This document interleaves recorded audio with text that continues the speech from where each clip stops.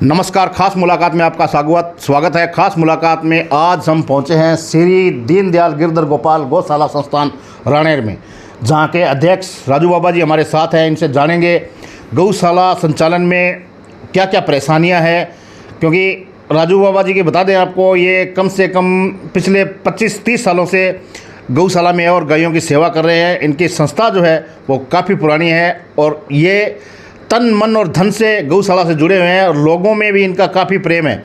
तो जानेंगे ये प्रेम अभी तक कितना बरकरार है और प्रेम आगे कहाँ तक बरकरार रहेगा, क्योंकि आज से 20 साल पहले एक अलग बात थी और आज 20 साल बाद में भी इनके अंदर वही जोश और वही जुनून है। तो जानेंगे अनुदान समय पे आ रहा है, नहीं आ रहा है, लोगों का क्या सहयोग है और क्या नहीं। तो बाबा जी सबसे पहले तो स्वागत है आपका। जय श्री राम।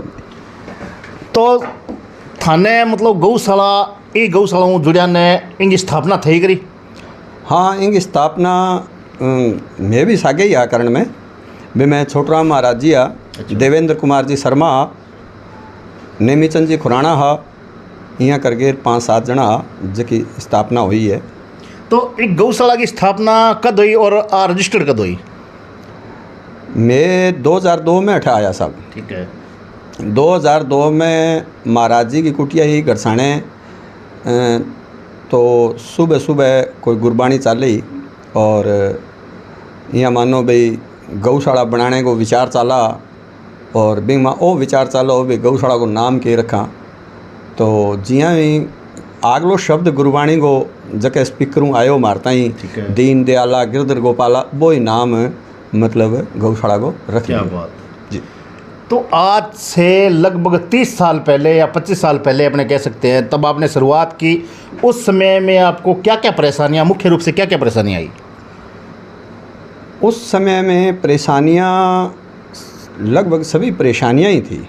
क्या है कि एक तो इस इलाके में हमारी कोई जानकारी नहीं थी। ठीक है। दूसरा, यहाँ जो आना बहुत कठिन था और मान लो ये कि जो ये गौशाला बनी है, हमने एक थैली में 2-2 किलो आटा लाके, किलो चीनी लाके और ये समय निकाला है। आज की बात करें तो कभी ये बियाबान बिहड़ था और आज आपने इसके चारों तरफ हरियाली की एक परत बिछा दी है, कैसा लगता है?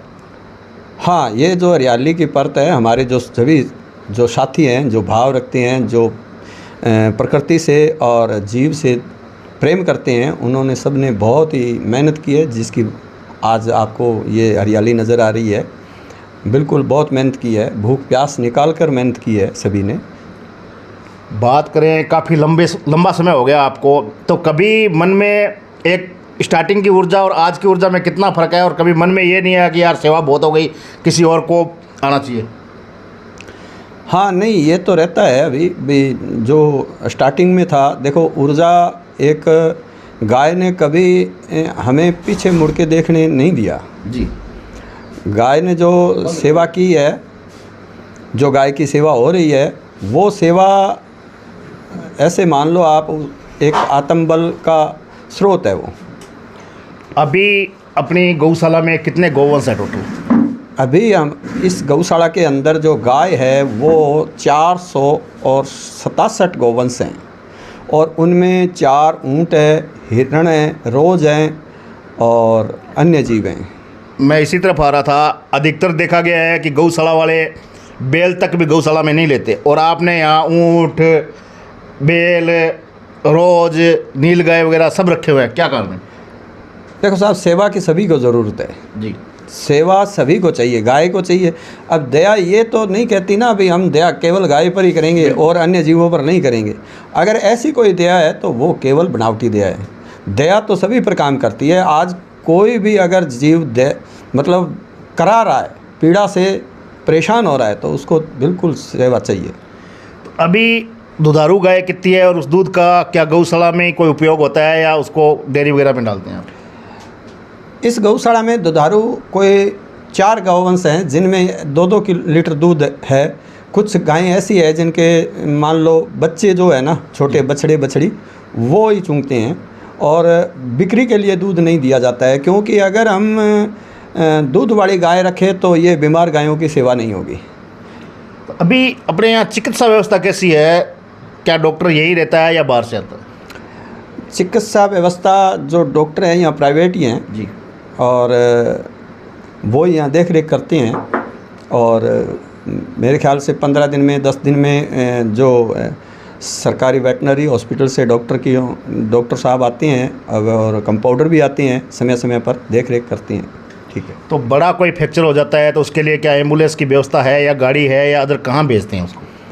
हाँ, एम्बुलेंस है। वो यहाँ से 10-15-20 किलोमीटर के एरिया से कोई गोवंश जो पीड़ाग्रस्त है या मान लो अपाहिज है या जो बेस के बैठ जाते हैं, ऐसी गोवंश को लेकर आते हैं और एम्बुलेंस गौशाला के पास एक है अभी। तो गौशालाओं में लगभग हमने पूरे राजस्थान का भ्रमण किया है। अभी गर्मी का सीजन है और जो पीने का पानी है उसकी बड़ी अव्यवस्था है। आपके यहाँ कैसी व्यवस्था है?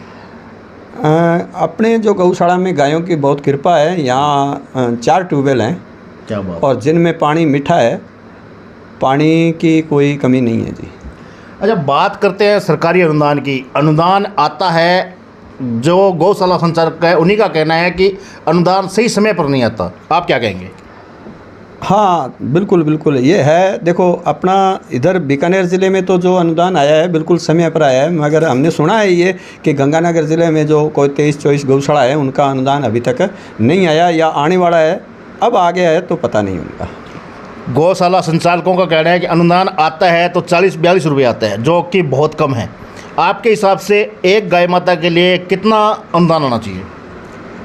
अभी जो अनुदान आ रहा है छोटे गोवंश के लिए 22 रुपये आ रहा है और बड़े गोवंश के लिए 44 रुपये आ रहा है।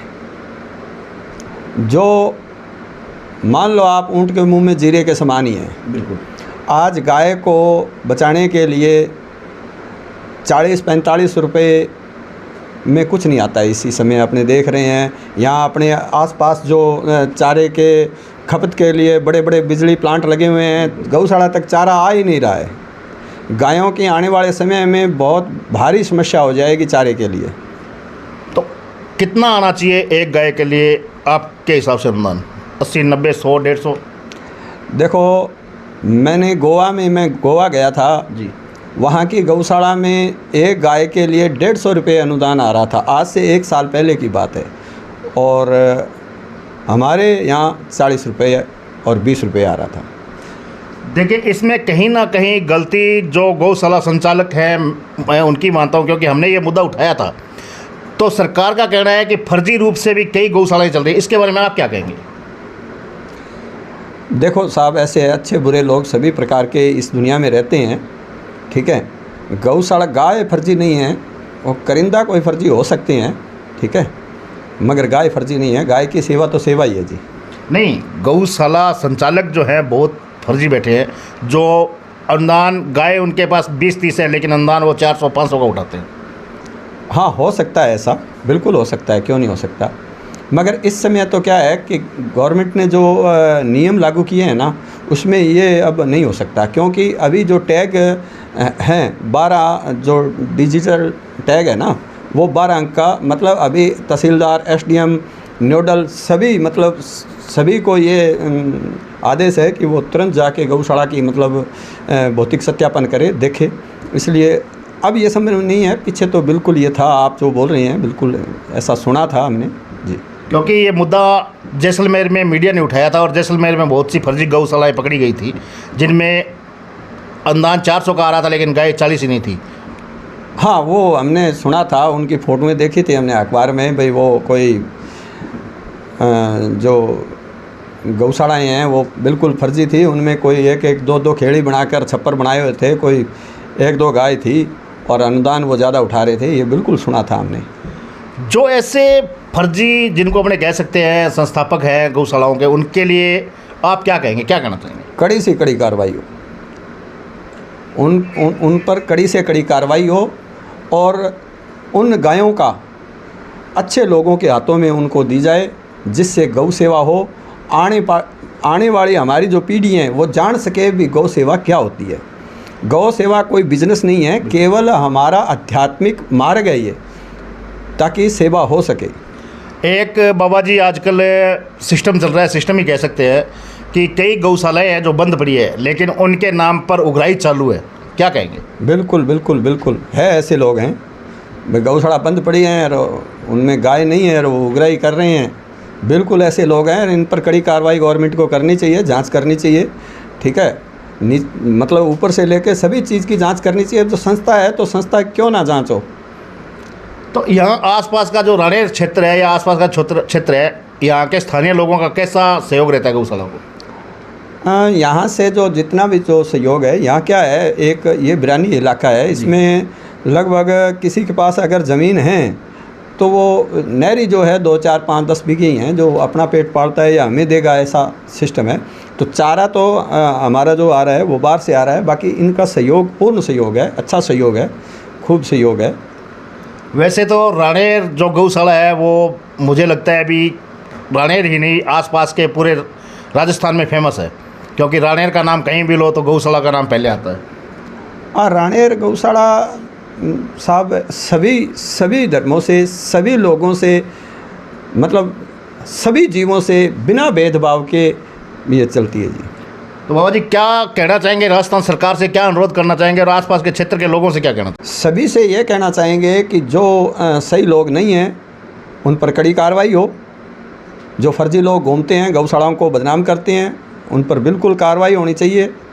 और गाय को गवर्नमेंट इसकी पूरी जांच करके अनुदान में इसकी कुछ बढ़ोतरी होनी चाहिए और गायों की अच्छी व्यवस्था, अच्छा मैनेजमेंट होना चाहिए, अच्छी सेवा होनी चाहिए, जो हम आने वाली पीढ़ी को बता सकें और कह सकें भी हम सेवा करते हैं।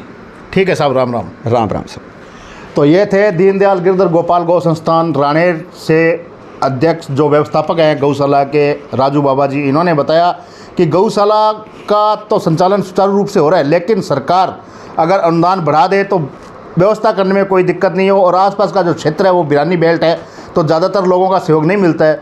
अगर सरकार इस ओर सोचे तो अच्छी तरीके से और बढ़िया तरीके से गायों की सेवा हो सकती है, लेकिन ये तो सरकार को सोचना है कि क्या करना है क्या नहीं, ये आने वाला समय बताएगा। तब तक आप देखते रहिए DP के न्यूज़, सहयोगी साथी मनोज के साथ मैं मदन लाल।